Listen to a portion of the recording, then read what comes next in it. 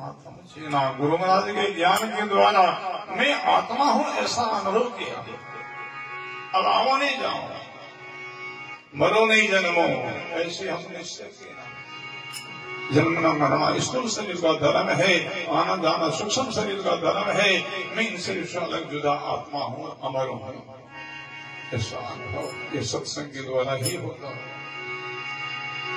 बड़ा सुंदर प्रसंग है।